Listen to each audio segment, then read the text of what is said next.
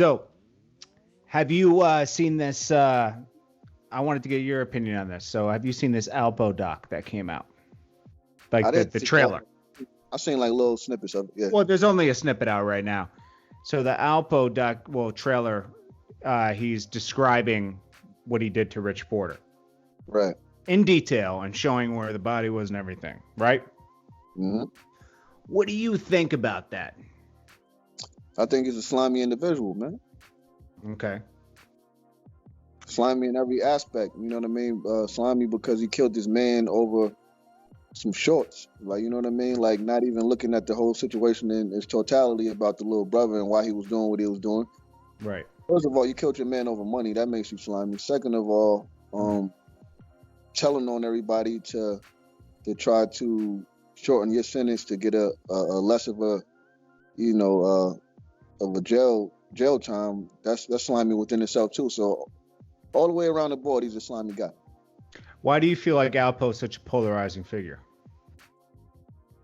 Because people are so fascinated with the whole idea of being a, a big time drug dealer. And they're fascinated with the whole lifestyle that people lived in the 80s, and the fact that he was touching supposedly millions, and you know what I mean, moving this amount of keys, and da da da, and people just that shit does something to them.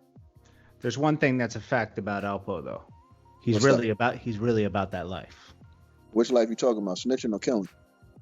Killing. Yeah, he killed the motherfuckers. He snitched on a lot of motherfuckers too. I mean, you can't be a snitch and a killer. That guy has many bodies. But how you gonna be a snitch and a killer though? Well, I don't know. Can't be both, man. Yeah, you can. Most people are. What do you do? Yeah, you can. A lot of people in the mafia were. But yeah, everybody in the mafia, the motherfuckers, everybody rapping. Yo, people don't think about that. The mafia, which was really, really against telling. That's where it all comes from. Telling. You don't do that, right? So most of them did it. Facts. Sammy the Bull got what? 2 years for 40 bodies? He told everybody, man. Yeah. And he tries to justify it in his new interviews. I saw one recently. But Alpo's polarizing. He has an Instagram now and everything, and that shit crazy. I mean, but look at it I don't want no smoke with Alpo. He's too much about that life. Yeah, it's whatever. But listen, man, it's just incredible the era that we're existing in. You know what I mean? Like people, this generation of people have no moral values. There's no code of ethics. They don't believe in anything, and the things that we grew up on, it doesn't apply to the lifestyle that people live now. You know what I mean? Like snitching and being able to run. You could snitch right now and go have down a great career. Go in the club and be that dude. When Tekashi comes home, he's going to be super big. He'll probably be bigger artist than he ever was. And that's ridiculous, man. That's sad. Yeah, because back in the day, you wouldn't be that. People don't care. These young dudes don't know the concept of, living by the code, man. Yeah. Tekashi comes home in 30 days. That's crazy, man. It's kind of funny though. That shit is real. I don't condone what he did. It's just like it's a wild story. That's why it's funny. It's like wow. And wow. you called a lot on that story with Tekashi. Right when he came out, he was talking about being blood and everything, and J Hood was one of the first people to make a song about it. Yeah, not only was I one of the first people to make a song about it, I was actually one of the first people to even speak on him. You know what I mean? Like when he said the first thing, about being the king of New York, I was the first person from New York to speak on that actually. I'm like, you know what? I was explaining to people basically why he felt comfortable enough to say the things that he was saying, without retaliation from anybody, and I broke that down, and it was facts. Yeah. It's crazy, man. So how do you feel about the whole situation? How it played out? Like, whose fault is it? Is it the 9 Trey guys for even trying to mess with a guy that was in a bodega with rainbow hair and trying to bring him in there? Or is it his fault? I think It's a hard one. I think it's both of their faults because Yeah. they both knew the type of people that they were dealing with. You know that you was dealing with gangsters, and the gangsters knew that they was dealing with a cornball nigga. So Yep. it's like both parties knew. Do you think they should have protected him more, or do you think he should have just be quiet?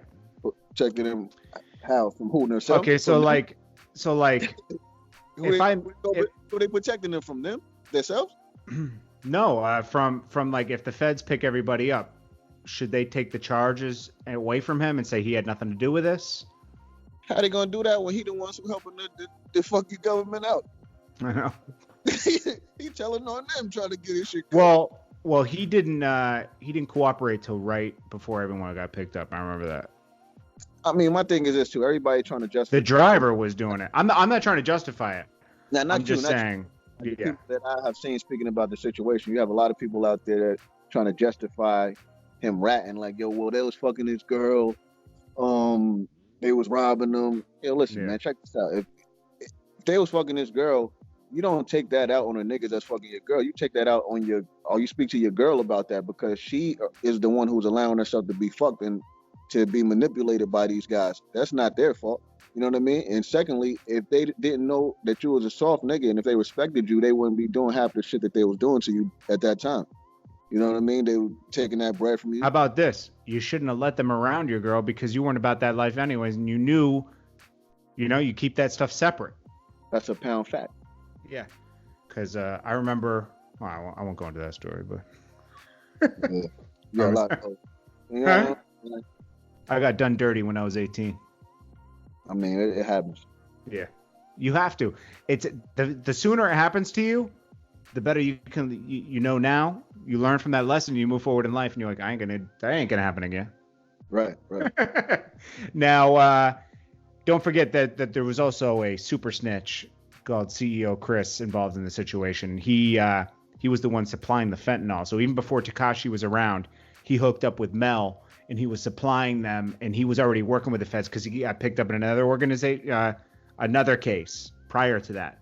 So they kept the flow going. Said yeah. They were all going to go to jail anyways. Yeah. They supposed to Tekashi just added a lot of charges. Tekashi added a lot of charges, and he actually took down multiple more people with him. So like Kuda B, Harv, New, all those guys, because of Tekashi. They were supposed to shelter him and cover him and make sure that he couldn't be touched because that's their source of income. I mean, he's the breadwinner. But they were all fighting over him. They had no unity in their own organization. Yeah, I mean that will fuck your whole shit up. Yeah, Nuke was fighting with Chadi, I think. They were all fighting with each other over who's going to get a piece of Tekashi. Hey. It's crazy. There was no organization to that plan. Usually that's how it happens when an organization breaks down. I'm not saying that that's exactly what happened to them, but it happens. I don't think it was a tight-knit organization from the beginning. Yeah. It is what it is. I mean, we don't know. We just know what we're hearing in the case. Right. What was your reaction when you heard Jim Jones's wiretap phone call? We all heard that. Homie wildin'. Hey, wildin' out there. I mean, to his credit, he didn't know he was being taped, obviously. Obviously. He thought he was talking to his friend. So everyone that's saying that he was cooperating, remember 50 put that thing out reacting to it like, oh, Jim Jones is cooperating. He wasn't. That's just 50 being a dick. Yeah, he was having a regular conversation with the homie on the jacket and all that, but still in all, man, like it's kind of reckless though. Yeah, reckless, exactly. That motherfucker got to come up with better codes or some shit, cold words. that was too blatant, man. Violated is a little too blatant. Oh man. Well, it's an interesting thing. Luckily, Jim Jones didn't get involved in that. They just tried to drag his name in it. Right. Yeah, so that's good. He's home. And, it's a shame that all these guys got so much time. I think they got way too much time when you put in perspective that a cop in Dallas got 10 years for taking a guy out eating ice cream in his own house, Facts. That's ridiculous. You could get more time for drugs and things like that than you would get for a murder. And that's where justice reform needs to come in, because that's crazy. Makes no sense at all. No sense. Anyways, I think we covered everything on this. Right?